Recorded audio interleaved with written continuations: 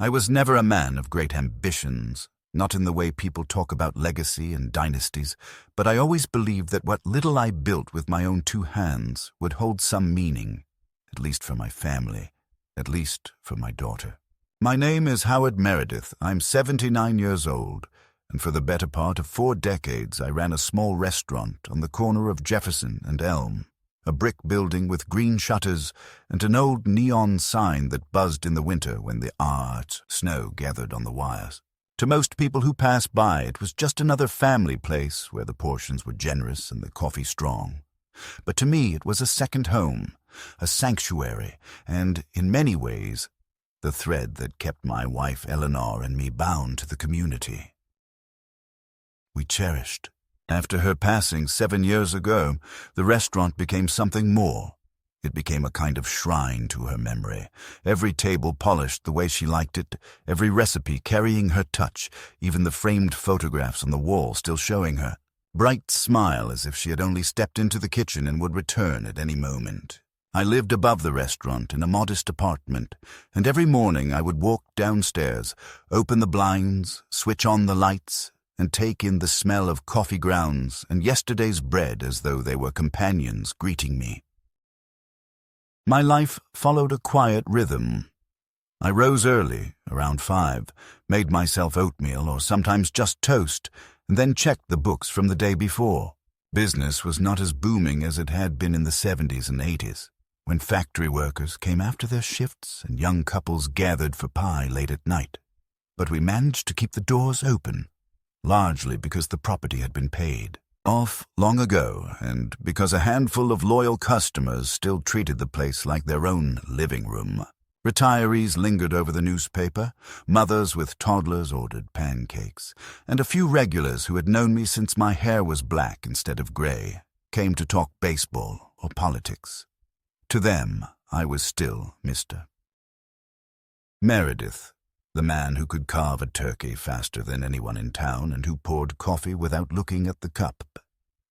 To myself, I was just an old widower who tried to keep going, who tried not to let grief swallow him whole. But if the restaurant was a solace, my personal life was a hollow chamber. My daughter, Margaret, my only child, lived in the same city but in another world entirely. She was ambitious, sharp, determined to prove that she was not defined by her parents' modest beginnings.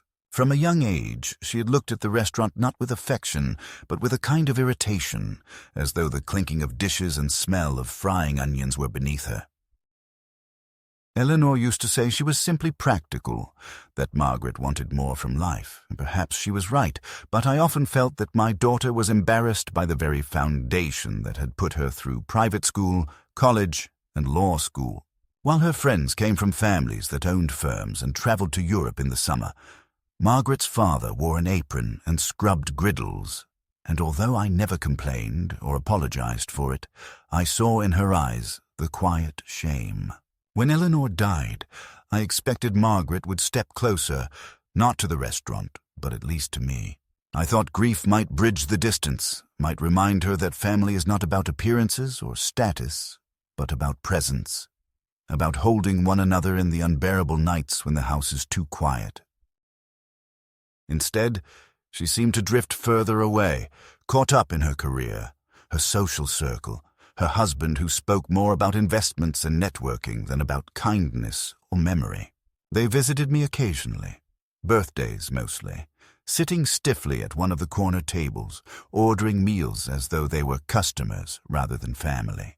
They would ask polite questions about my health, comment on how the neighborhood was changing, and then glance at their phones until it was time to leave. I told myself not to mind, that at least they came, but when the door closed behind them and I returned to the kitchen alone, I felt as though I had been a prop in a play staged for appearances. The restaurant, however, remained loyal, even if the world changed around it. The staff were young, students mostly, who rotated in and out, but a few stayed long enough to become almost like kin. Josephine, the cook, a woman in her 50s with a sharp tongue and a soft heart, had been with me for more than 20 years. She remembered Eleanor and spoke of her with reverence, sometimes correcting me when I forgot how much paprika went into the chicken soup, reminding me that this is Eleanor's recipe, Howard. Don't you dare change it. Customers often addressed me as Mr. Owner, a phrase that carried more dignity than I ever asked for, but one that made me straighten my back a little, not out of pride for myself, but because I felt I was carrying Eleanor's spirit each time I unlocked the door. Still, as the years piled on, I began to sense a quiet anxiety growing inside me. My knees hurt when I climbed the stairs to the apartment. My hands shook slightly when I tried to sign receipts, and sometimes I forgot small details, whether I had locked the back door, whether I had added sugar to a batch of muffins. Nothing serious. Nothing that would suggest I was incapable, but enough to remind me that time was not infinite. I often wondered what would happen to the restaurant when I could no longer manage it. Part of me hoped Margaret would see beyond her disdain and recognize its value, not just as a business, but as a vessel of memory, a place where her mother's laughter still echoed. I dreamed that one day she might bring her own children here and tell them, "This is where your grandmother spent her life. This is where your grandfather worked every day," and that the restaurant would become a bridge between generations rather than a relic. Yet whenever I tried to broach the subject with her, Margaret dismissed me. "Dad, nobody eats in diners anymore. It's all about trendy spots, fusion cuisine, not meatloaf and mashed potatoes." Or she would wave her manicured hand and say, "You can't cling to the past forever. You should think about retirement, maybe sell the place before it becomes worthless." Her words cut me more deeply than she ever realized, because to her it was only business, but to me it was blood and memory and sweat. I never answered harshly. I only said that the restaurant was not just a building, it was the story of our family. She rolled her eyes at that, the way children do when they think their parents are being sentimental or foolish. So I kept quiet, and I kept working. My days were simple, almost ritualistic. In the afternoons, when the rush slowed, I would sit at the booth near the window with a cup of coffee, watching people pass by, sometimes recognizing faces from decades ago. A man who used to deliver newspapers now with gray hair of his own, a woman who once waitressed here, now pushing a stroller with her granddaughter. I found comfort in those cycles, in the way life turned even if mine felt stalled. In the evenings after closing, I would walk upstairs, heat a can of soup, and watch the news until my eyes grew heavy. The apartment walls were filled with Eleanor's photographs, our wedding picture, Margaret's high school graduation, a family trip to Yellowstone where we all wore matching hats. I often stood in front of those frames longer than necessary, whispering apologies to Eleanor for not keeping our daughter closer, for not knowing how to bridge the gap that had widened year after year. If I am honest, by the time my 70s arrived, I had resigned myself to a quiet decline. I did not expect reconciliation, nor did I expect betrayal. I thought perhaps Margaret would one day soften, or that I would simply pass away in my sleep, leaving the restaurant as it was, like a time capsule. But life has a way of twisting when you least expect it. The moment that shifted everything seemed trivial at first, an ordinary dinner with my daughter, a waiter addressing me with a title that had always been mine, a small spark of pride that I dared to feel. I could not know then that it would become the crack in the facade, the beginning of a humiliation that would unravel what little bond remained between father and daughter. Looking back now, from the solitude of my apartment, where silence is both a comfort and a curse, I see that the signs had been there all along, in her dismissive glances, in her clipped answers, in her refusal to call me father outside the boundaries of blood. But at the time, I still carried hope, like an old man carries a photograph in his wallet, creased and fading yet impossible to throw away. It was early spring when Margaret called me and suggested we have dinner together at the restaurant. Not just the two of us, but with her husband and some of their acquaintances, people she described vaguely as colleagues and potential partners, without going into detail. I was surprised by the invitation because for years our meetings had been rare, often squeezed into a quick lunch where she seemed distracted, or a rushed phone call that ended with the phrase, "I'll call you later, Dad," which never truly materialized. Her sudden enthusiasm felt unusual, and although a cautious part of me wondered what her motives were, another part of me, the part that still longed for recognition and connection, leapt at the chance. I polished the dining room that morning with unusual care, adjusted the blinds so the fading light would fall softly across the tables, and asked Josephine to prepare some of our more traditional dishes, because I wanted Margaret's friends to experience the place as Eleanor and I had imagined it. Not as some outdated diner, but as a warm and genuine corner of life where food and memory were inseparable. When they arrived, I felt a mixture of pride and nervousness. Margaret swept in first, elegant in a tailored jacket, her hair styled with precision, her expression carrying the kind of brisk determination that made her seem older than her years. Behind her came her husband, Everett, who gave me a curt nod and immediately checked his phone as though to signal that he was far too important to linger in greetings.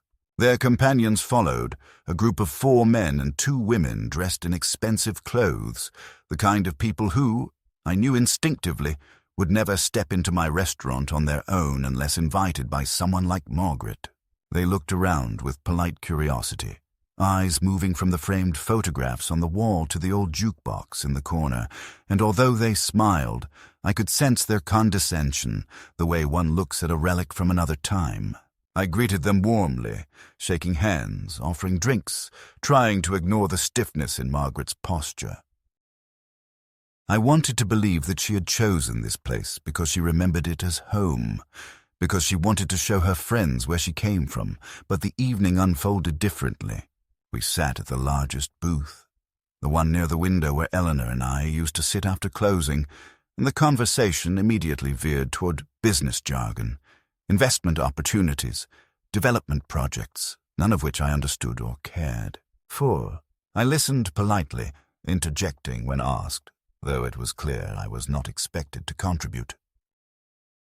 The food arrived, plates of roast chicken, mashed potatoes, fresh rolls, and though our guests complimented the flavors, their eyes often drifted toward Margaret, waiting for her to steer the conversation. Then it happened.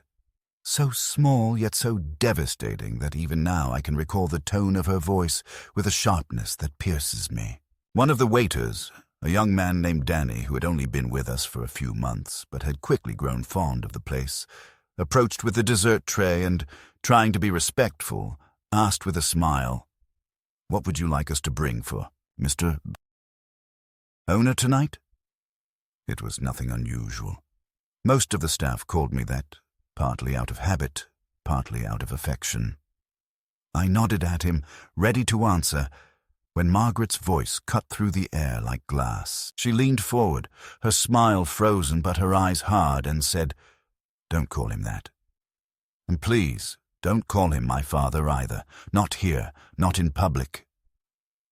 For a moment, the table fell silent. Danny froze, his face flushing with embarrassment, murmured an apology, and retreated toward the kitchen. The others shifted uncomfortably, pretending to study their menus or sip their drinks, but the damage had already been done. I sat there, stunned, trying to process the words that had come so effortlessly from her mouth. Don't call him my father. Not in public. The weight of those syllables pressed down on me with a force I had not felt in years.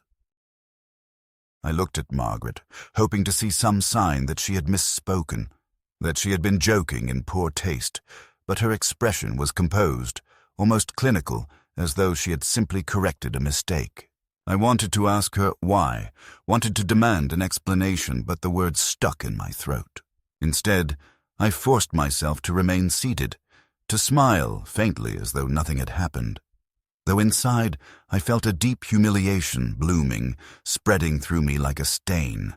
For the remainder of the meal, I hardly spoke, listening as Margaret presented herself as the true force behind the restaurant, describing to her friends how she had helped modernize the business, how she was guiding her father in making decisions, how the place had been in the family for years but was now evolving into something more sophisticated.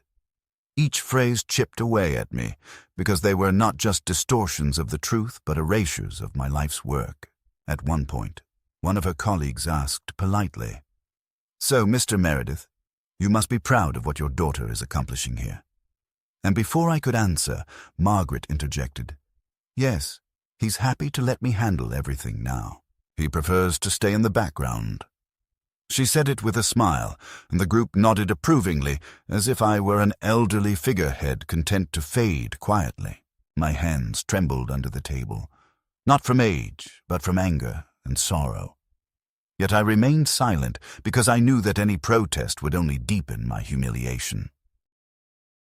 I felt invisible at my own table, in my own restaurant, and the echo of her earlier words, "Don't call him my father," reverberated in my chest until it was almost unbearable.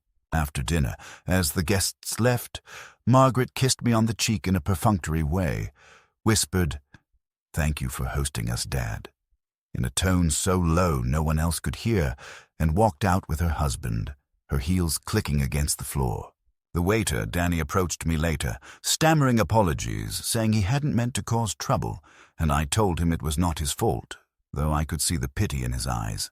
That pity cut deeper than Margaret's coldness, because it meant that others had witnessed my degradation, that my dignity had been stripped not in private, but under the gaze of strangers and staff alike. That night I could not sleep.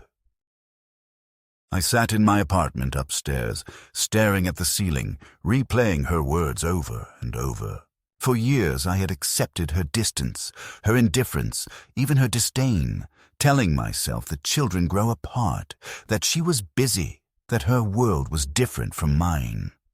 But this was not indifference, this was rejection. She had not only dismissed me as her father, but had done so in a public space, in the very place that represented everything I'd built for her and for Eleanor. I asked myself what I had done to deserve such treatment. Had I embarrassed her by owning a small restaurant? Had I failed to give her the kind of glamorous life she envied in others? Or was it simply that she no longer wished to be connected to me at all? The walls of the apartment felt suffocating, filled with photographs that suddenly seemed like relics of a life that had vanished. Eleanor's smile no longer comforted me. It haunted me as though she were asking why our daughter had turned so cold. I thought of the years I had worked double shifts to pay for Margaret's education, the nights Eleanor and I had gone without so that she could have ballet lessons, new books, trips with her classmates. I thought of the countless times I had told her I was proud of her, only to be met with silence. And now, after all of that, I was not even permitted the dignity of being acknowledged as her father in front of others. That was the catalyst, the moment when something broke inside me. Until then, I had endured neglect and silence, but I had clung to the hope that, beneath it all, Margaret still regarded me as her father, still carried some measure of respect, still saw me as the man who had raised her. That night, hope died. What remained was a raw, aching awareness that I was no longer family in her eyes, but an inconvenience, an obstacle, perhaps even an embarrassment. The realization was bitter, and though I tried to push it aside, I knew that nothing would ever be the same again. In the days following that dinner, I tried to persuade myself that perhaps Margaret had spoken out of nervousness or had been carried away by the desire to impress her colleagues, that her words had not been meant to wound me so personally. I told myself that she was under pressure, that she was building her reputation in circles where appearances mattered more than truth, and that in such environments people sometimes say things they do not truly mean. But each time I replayed her voice in my memory, sharp and decisive, forbidding the waiter to call me her father, I could not shake the sense that it had been no slip of the tongue but a deliberate choice, a calculated attempt to erase me from her narrative. That awareness sank into me like a stone, and though I tried to continue my daily routines, opening the restaurant, greeting the few loyal customers, checking the receipts. I felt as though a crack had opened beneath me, one that would not stop. Widening, soon, small humiliations began to accumulate, each one reinforcing the message that my place in Margaret's life had been downgraded to something less than paternal, something closer to a nuisance. She began stopping by the restaurant more frequently, but not to see me. Rather, she came with Everett or with new acquaintances, speaking loudly about her plans for modernization, gesturing around the dining room as though she were the visionary, and I a relic still tolerated out of habit. When customers greeted me warmly, calling me Mr. Meredith or simply Howard, she would smile stiffly and redirect the conversation, saying, "Yes, he's still around, but we're working on updating things, bringing the business into the 21st century." There was no malice in her tone, but there was something even worse. Dismissal, the casual erasure of my contribution, as though I were a stubborn shadow that lingered too long on the wall. One afternoon, I overheard her speaking with a group of young investors she had brought into the restaurant. I'd stepped into the hallway by the restrooms carrying a box of supplies when her voice carried through the half-open door. "Of course my father helped build this place years ago, but you know how it is. He's not really involved anymore. He doesn't understand how business works today. We've practically taken over the operations, Everett and I, and we're just waiting for the right time to rebrand." The investors laughed politely, murmuring about potential profits, while I stood frozen, my hands gripping the cardboard box so tightly that the edges cut into my palms. I could not bring myself to step into the room and contradict her, because to do so would have been to acknowledge that she had reduced me to a figurehead in the eyes of strangers. Instead, I turned quietly and carried the box back into the kitchen, where Josephine noticed my pale expression and asked what was wrong. I only shook my head, unable to form words. Not long after, the humiliations grew more direct. At a family gathering, if one could even call it that, since it consisted of Margaret, Everett, and a few of their friends, I was introduced not as her father, but as a partner in the restaurant. The phrase stunned me, not only because it stripped me of the dignity of fatherhood, but because it was a distortion of reality. I was not her partner. I was the founder, the man who had spent years turning raw ingredients into meals, who had scraped grease from pans at midnight, who had stood behind the counter when storms knocked out the lights and we served customers by candlelight. Yet in her voice, I was reduced to a financial appendage, someone who had invested in her enterprise. I smiled mechanically, shook hands with the strangers, and swallowed my anger because I knew that showing it would only confirm the narrative she was building, that of a cranky old man out of touch with the modern world. The worst came when she began to interfere in the operations themselves. Without consulting me, she hired a graphic designer to propose new menus, sleek documents with minimalist fonts and photographs of food that bore little resemblance to what we actually served. She presented them to me as though they were a gift, spreading the glossy pages across a booth and saying, "This is how people expect restaurants to look now, Dad. We need to get rid of these outdated laminated menus. They make the place look cheap." I reminded her gently that customers came here precisely because it was not polished, because it felt authentic, but she rolled her eyes and said, "Authentic is just another word for old-fashioned. If you want this place to survive, you need to let me handle it." Even Josephine, usually a woman of resilience, grew uneasy. She pulled me aside one evening after Margaret had left and said quietly, "She talks about this place like you're already gone, Howard. I don't like it. She doesn't see what this means to you or to Eleanor's memory." I nodded, grateful for her loyalty, but powerless to change what was unfolding. For the first time, I began to dread Margaret's visits, not because I disliked her presence, but because I could no longer bear the way she diminished me in front of others, each time shaving away another piece of my identity until I hardly recognized myself. One evening after closing, I found myself lingering in the darkened dining room, staring at the row of tables and the reflection of the neon sign flickering in the window. I thought of Eleanor, of the nights we had counted quarters to make payroll, of the afternoons she had baked pies while humming old songs, of the way she had once told me, "This place will be our gift to Margaret, so she knows where she comes from." The thought pierced me with such sorrow that I had to sit down, burying my face in my hands. Our gift had become an embarrassment, a burden that Margaret seemed determined to reshape into something unrecognizable, and in doing so, she had stripped me not only of my role as owner, but of my role as father. The first escalation was not a single dramatic event, but a series of small, cutting moments, each one harder to endure than the last. It was the way she corrected people when they addressed me with respect, the way she told stories that painted me as forgetful or incapable, the way she spoke of the restaurant as though it had only come alive when she arrived to manage it. Each slight might have been forgivable on its own, but together they formed a pattern, a deliberate rewriting of history in which I was a background character. I felt trapped in a performance where the script had been rewritten without my consent, where my role had been reduced to that of a silent extra.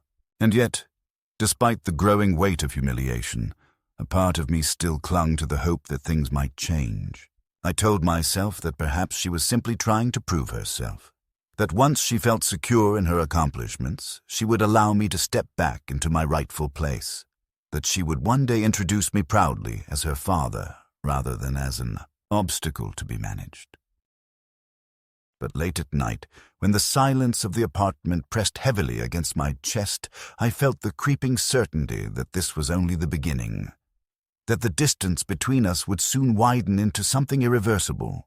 The turning point came quietly, not with a dramatic confrontation, but with the slow unveiling of a truth I had not wanted to consider, a truth that forced me to see my daughter not as the child I once carried on my shoulders, but as a calculating adult whose ambitions no longer had room for sentiment. It happened one afternoon when I stopped by the office above the restaurant where the papers and records were kept. A room Eleanor and I had always treated as the heart of the business, the place where we stored not just invoices and receipts, but letters from customers, photographs from community events, little mementos of a life built through service. I had not spent much time there in recent months, partly because my eyesight made reading difficult, and partly because I trusted that the routine of the restaurant was steady. But on that day, I wanted to retrieve an old photograph of Eleanor for the anniversary of her passing, something to place on the counter where the customers might remember her too.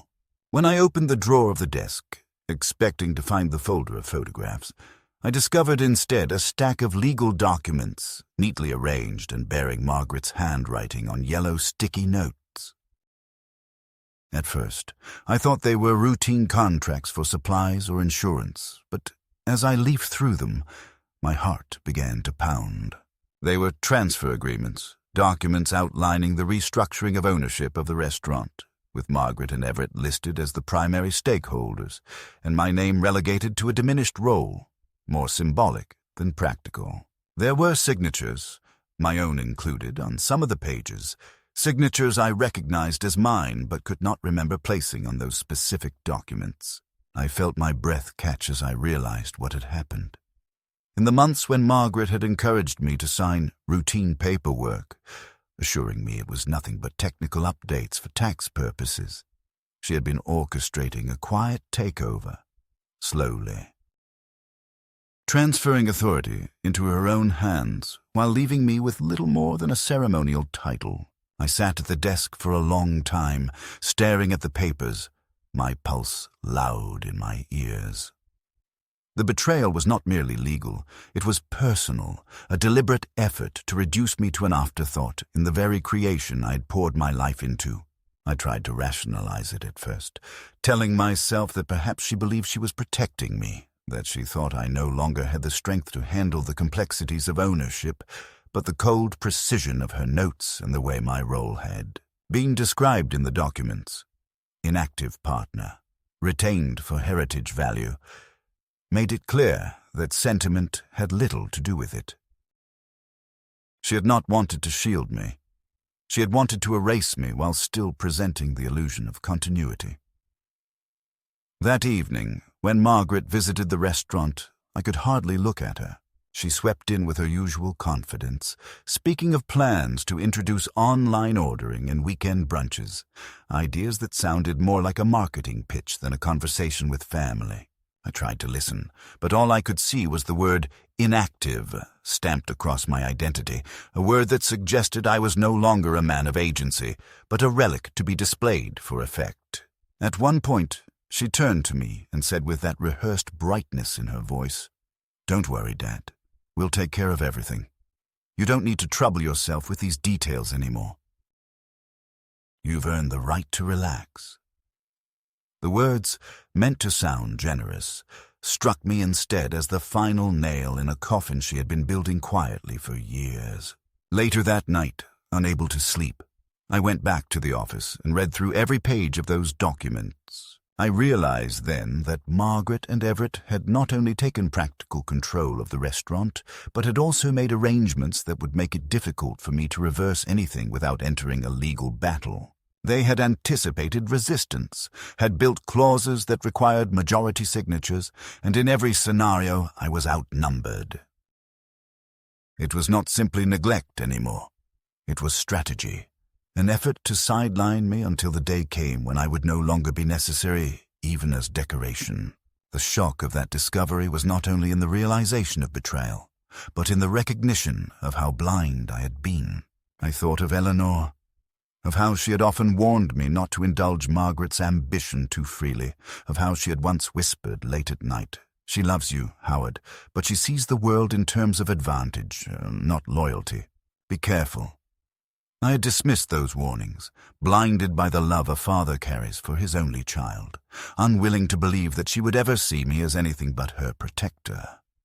Now I saw, with cruel clarity, that Eleanor had been right. In the days that followed, a new fear began to take root in me, one darker than humiliation. Margaret had begun to speak of my health with a tone that felt rehearsed, mentioning casually in front of others that I sometimes forgot things, that I often misplaced my keys, that perhaps I was showing the early signs of age-related decline.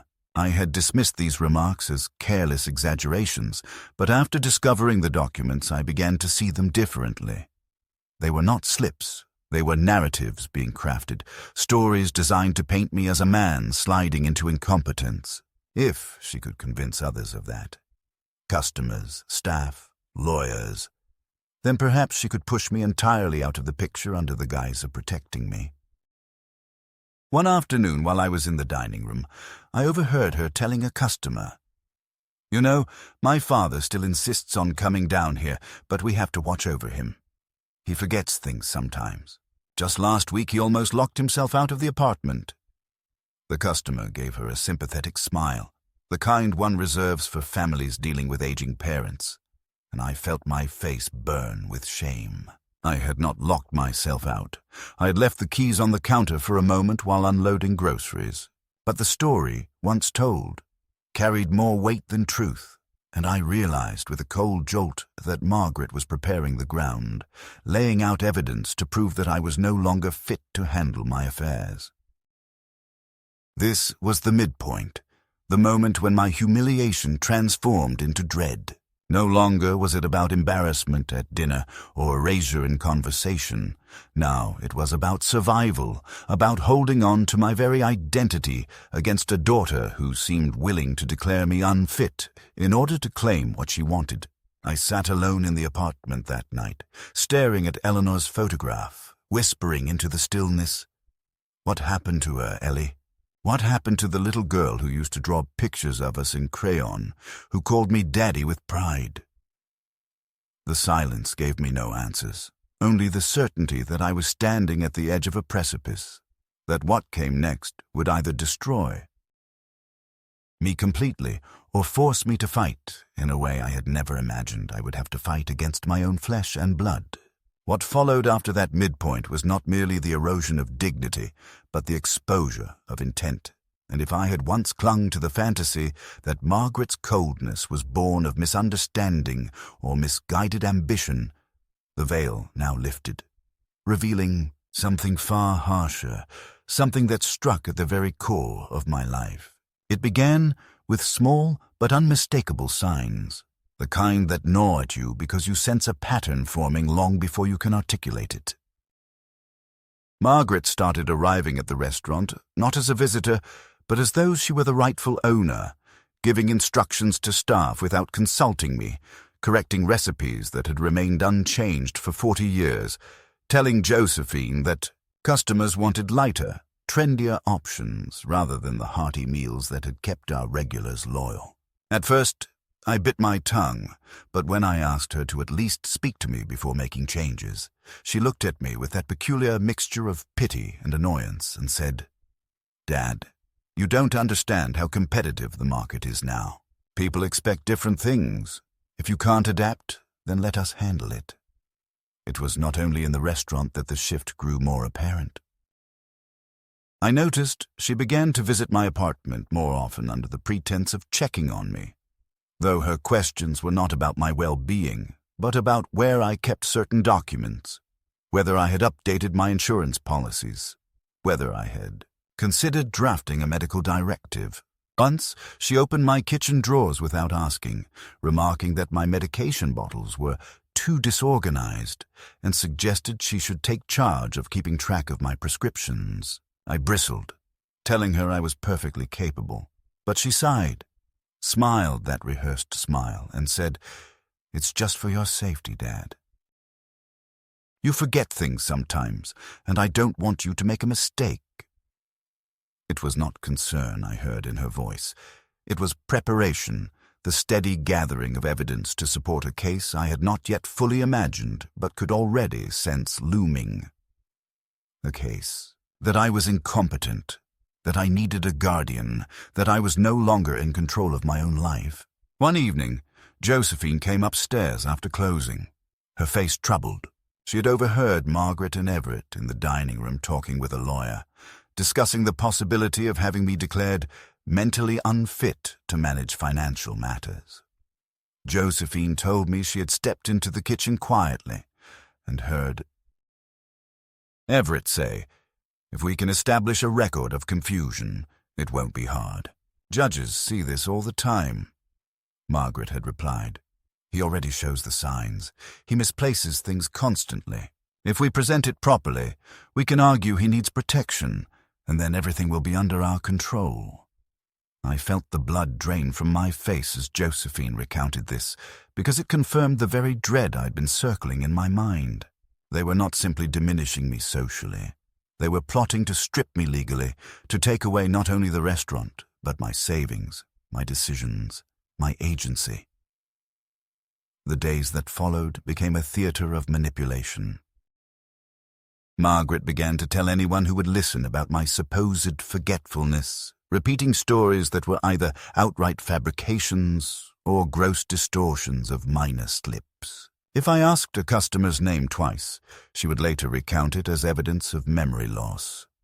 If I left the oven on for a moment while answering the phone, she would claim that I had nearly caused a fire. She spoke of these things with a tone of patient resignation, as though she were a dutiful daughter carrying the burden of an aging father. The cruelty was in the subtlety. To outsiders, she appeared concerned, compassionate even, while beneath the surface, she was laying bricks in a wall meant to confine me. Then came the moment that tore away any lingering illusion. One Saturday afternoon, a bank representative came to the restaurant, asking to speak with me about recent account activity. Confused, I invited him into the office, where he showed me records of attempted withdrawals from my personal savings account, withdrawals I had not authorized. The amounts were large, far beyond anything I had ever needed in a single transaction. When I asked who had made the attempts, he hesitated, then said delicately, "Your daughter brought in certain documents, Mr. Meredith, asserting that she had authority to manage your accounts. But the bank flagged some irregularities and wanted to confirm directly with you." My hands shook as I looked at the records. Margaret had tried to move money under my name. When I confronted her later that evening, she did not deny it. She simply said, "Dad, you don't understand. You've worked all your life, and you don't need all that money sitting there unused. Everett and I can make it grow. Invest it properly. It's for your own good." Her voice was calm, almost soothing, but the implication was chilling.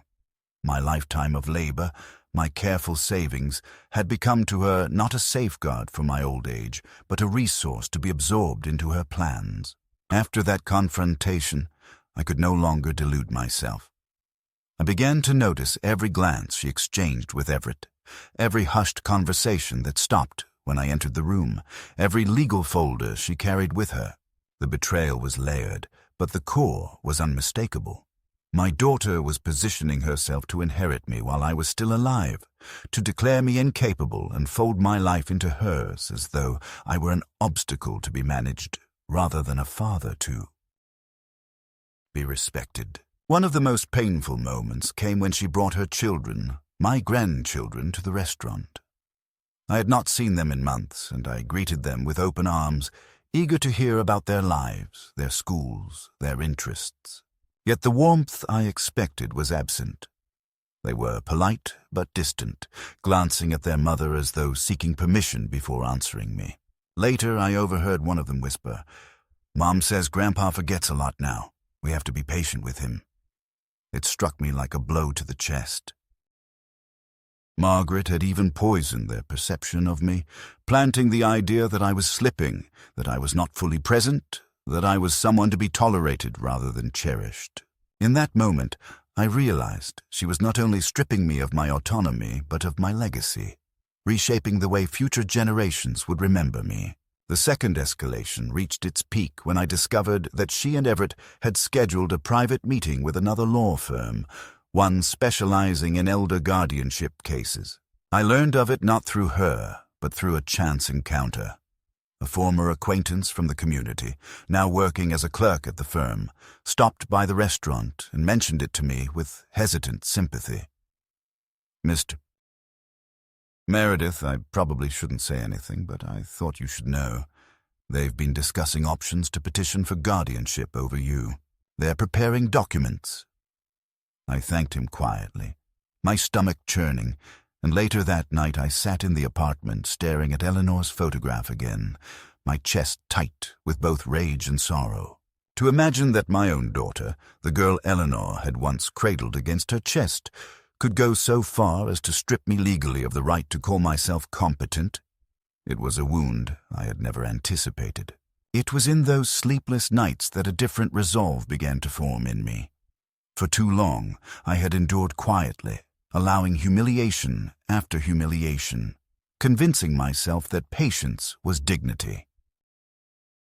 But now I understood that silence would not save me. Margaret was building her case methodically, and if I did nothing, the day would come when I would wake up to find my name erased from the restaurant entirely, my accounts emptied, my independence gone. I had to prepare not only for defense but for action, and though I did not yet know how, I felt the stirring of a will I thought grief had extinguished in me years ago. Eleanor's voice seemed to echo in my mind. "Be careful, Howard." Yes, I thought, careful but not passive. If my daughter had chosen to treat me as an obstacle rather than a father, then I would no longer accept the role of the silent old man shuffled to the corner. I would fight, not for money alone, not even for the restaurant, but for the last shred of dignity I could claim before death. The breaking point arrived not in a courtroom or through some official decree, but in the familiar setting of the restaurant itself, the very place where my life had unfolded for decades and where my daughter chose, perhaps without realizing the irony, to stage what she believed would be my final humiliation. She had invited me to a dinner that was presented as a family occasion, a gathering meant to celebrate new opportunities for the restaurant, though she remained vague about what those opportunities entailed. Her tone was falsely cheerful, and though every instinct in me told me to decline, I agreed to attend because some part of me still longed for reconciliation, or at least clarity. I prepared carefully that evening, putting on the suit I had worn to Eleanor's funeral, not because it fit me well anymore, but because it was the only garment I owned that carried the weight of solemnity, the only one that reminded me of my own seriousness. When I entered the dining room, I saw immediately that this was no intimate family meal. Margaret and Everett were seated with a group of lawyers and potential investors, their folders and briefcases spread across the table like weapons. The air was thick with the smell of roasted meat and the low murmur of business chatter. But beneath it all, I sensed the cold machinery of strategy at work. Margaret rose to greet me, kissed my cheek in a way that felt both rehearsed and insincere, and guided me to a chair at the far end of the table, apart from the center of attention. She introduced me not as her father, but as the original founder, who now enjoys retirement while we handle the details. Her words carried the finality of a verdict, as though I had already been sentenced to obsolescence. I sat quietly, listening as they spoke about restructuring, about new branding, about financial streams that I scarcely recognized as belonging to the place Eleanor and I had built. At one point, an investor turned to me politely and asked what I thought of the new direction. And before I could answer, Margaret interjected, "He supports us, of course. He's proud to let the next generation take over." The table nodded in approval, and I felt the familiar heat of humiliation rise in my chest. Yet, unlike before, this time I did not let it silence me. Something in me shifted, a final thread snapping, and I realized that if I did not speak now, if I did not assert myself with clarity and finality, I would vanish completely, reduced to the role they had scripted for me. I cleared my throat and spoke in a voice that surprised even me, steady and firm, carrying across the table without hesitation. "That is not true. I am not retired, and I have not surrendered my rights. This restaurant is mine as much as anyone's, and I will not sit here while my daughter rewrites history." The room fell silent, the clinking of silverware ceasing, the lawyers shifting uncomfortably in their chairs. Margaret's face hardened, her carefully curated expression cracking for a moment to reveal shock, then anger. "Dad, please," she said through clenched teeth, her voice low but sharp. "Don't make a scene." I looked at her, really looked at her, and saw not the child I'd raised, but a woman who saw me only as an obstacle to be managed. "No, Margaret," I replied. "The scene has already been made. You made it the moment you decided that I was nothing more than a figurehead. But tonight I will remind you, and everyone here, that I still exist." I reached into my jacket and placed a document on the table, one I had prepared after weeks of quiet consultation with an attorney of my own, a man who had known Eleanor and me for decades and who had guided me through the treacherous web Margaret had been weaving.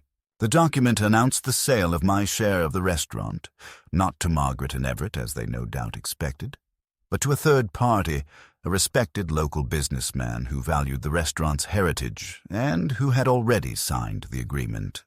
My portion, the controlling stake they had overlooked in their arrogance, had been transferred legally and irrevocably.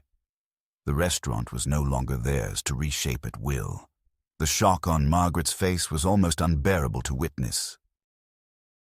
Her lips parted as if to speak, but no sound came. Everett lunged forward, snatching the papers, scanning them quickly, his expression darkening as he realized they were authentic, stamped and notarized. The investors shifted in their seats, whispering among themselves, the confident air of the meeting dissolving into uncertainty. Margaret finally found her voice, trembling with fury. "How could you do this?" she hissed. "This is betrayal. This is our future. You've destroyed everything we've worked for." I looked at her steadily, my heart pounding but my voice calm. "No, Margaret. You destroyed it when you decided that I was no longer your father, but an inconvenience to be managed. You left me no choice.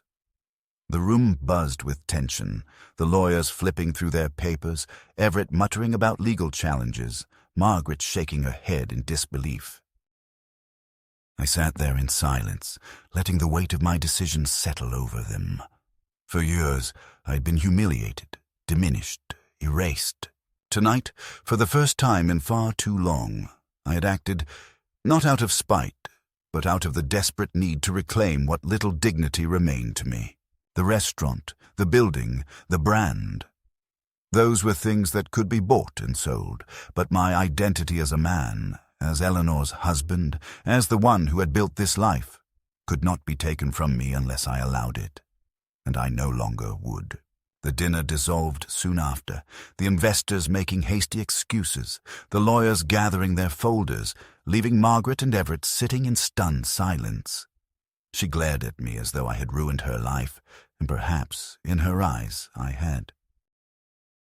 But as I walked out of the restaurant that night, the neon sign buzzing faintly above me, I felt something I had not felt in years, a sense of release, of justice, of having finally spoken the truth aloud.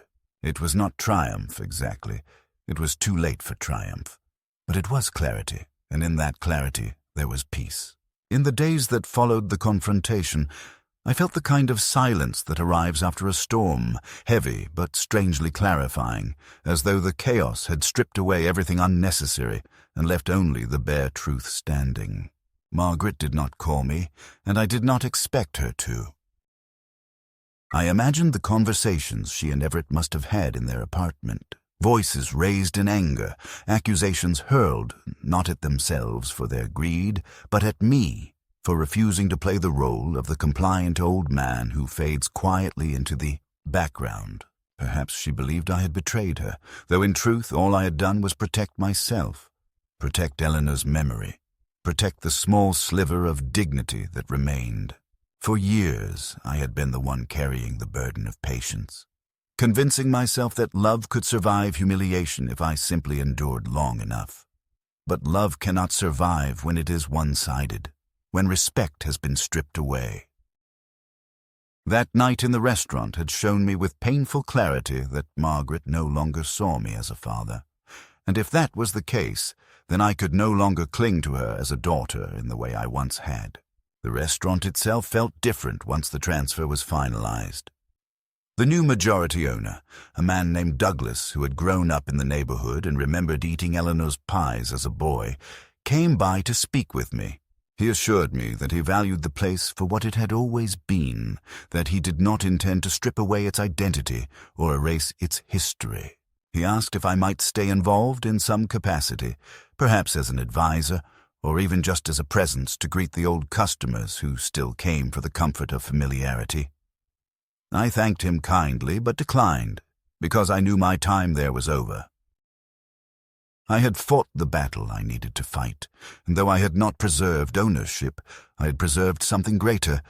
I had refused to be erased. Now I needed to step away before bitterness consumed me completely. Moving out of the apartment above the restaurant was harder than I expected. Every corner carried memories. Eleanor humming in the kitchen, Margaret's laughter as a little girl, the sound of the jukebox playing soft music in the evenings when the last customers lingered. I packed slowly, touching objects as though they were living things, whispering goodbyes that no one else would hear. Josephine helped me carry boxes to the small house I had rented on the edge of town, a modest place with a front porch and a patch of grass that caught the morning sun. She wept when she hugged me goodbye, promising to visit, and I told her she was as much family to me as anyone could be now. It was true. Loyalty, I had learned, is thicker than blood when blood chooses betrayal. In the quiet of the new house, I found a strange kind of peace.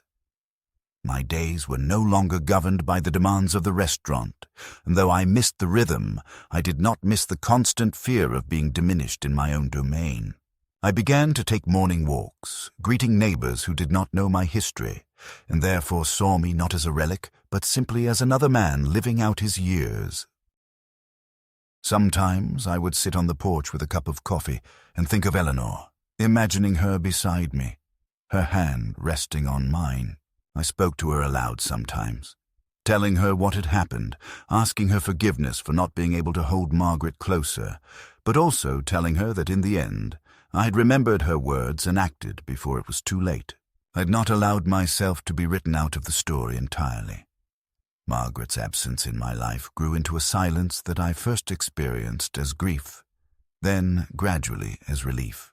I realized that the pain I'd carried for years had been the pain of chasing her approval, of waiting for a recognition that would never come. Now that hope was gone, the wound could finally begin to heal. I no longer checked the phone expecting her call, no longer lingered by the door hoping to see her face. Instead, I filled my time with small, ordinary pleasures, reading old novels, tending to the little garden behind the house, cooking simple meals that reminded me of Eleanor. The grandchildren did not visit, and though that absence hurt, I knew it was not their fault. They had been taught a certain story about me, and perhaps one day when they were older, they might seek out the truth. Until then, I let go of the desire to control how I was remembered. I had learned the hard way that clinging to illusions only deepens the wound. Sometimes, when I walked into town, I passed by the restaurant. The neon sign still buzzed faintly, the windows still glowed in the evening light, and customers still moved in and out.